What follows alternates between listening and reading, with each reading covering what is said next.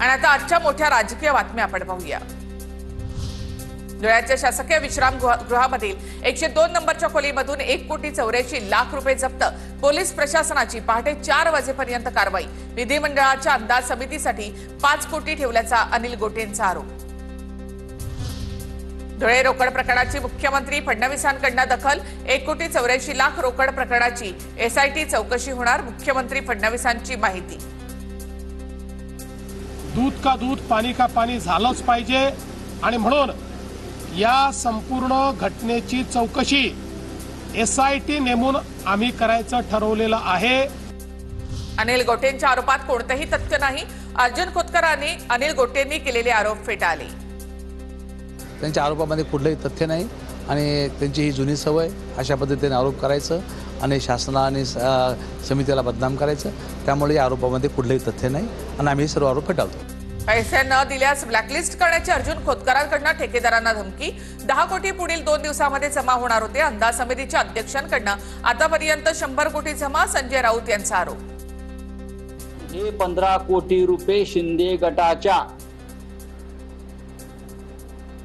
जालन्याचे आमदार खोतकर यांना देण्यासाठीच जमा झाले। शिवसैनिकांनी धडक देताच मंत्र्यांचे पीए खोलीला लॉक लावून पळाले। धुळ्यातील शासकीय विश्रामगृहातील रोकड प्रकरणावरून राऊतांचा निशाणा। गोटे साहेबांनी शिवसैनिकांसह विश्रामगृहावर धडक मारली। 102 मधले जे लोक होते, गोटे आणि शिवसैनिक येत आहेत ते कळल्यावर घाईघाईनं टाळ्या लावून पळून गेले। ईडी सर्व मर्यादा ओलांडत आहे। हा संघराज्य रचनेचा अनादर। सुप्रीम कोर्टाची टिप्पणी। तर एखाद्या प्रकरणाची चौकशी राज्य सरकार करते तेव्हा ईडीच्या हस्तक्षेपाची गरज काय? सुप्रीम कोर्टाचा सवाल। ईडी विरुद्ध तामिळनाडू सरकारच्या सुनावणी दरम्यान सुप्रीम कोर्टाची टिप्पणी।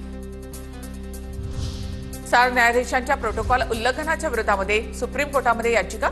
चौकशीची मागणी। 18 मेच्या सरन्यायाधीशांच्या मुंबई दौऱ्याच्या दरम्यान प्रोटोकॉलचं उल्लंघन। याचिकेमध्ये केंद्र सरकार महाराष्ट्र सरकारला पक्षकार करण्यात आलं। परभणीमध्ये शेतकऱ्यांच्या विविध मागण्यांसाठी स्वाभिमानी आक्रमक। पीक कर्जाचं पुनर्गठन करून शेतकऱ्यांना पेरणीसाठी अर्थसहाय्य करा। स्वाभिमानी शेतकरी संघटनेची जिल्हाधिकाऱ्यांकडे मागणी। बारामतीमध्ये पथविक्रेत्यांचे कसबा चौकामध्ये आंदोलन। पथविक्रेते यांच्यावर सुरू करण्यात आलेली अतिक्रमण कारवाई थांबवण्याची मागणी।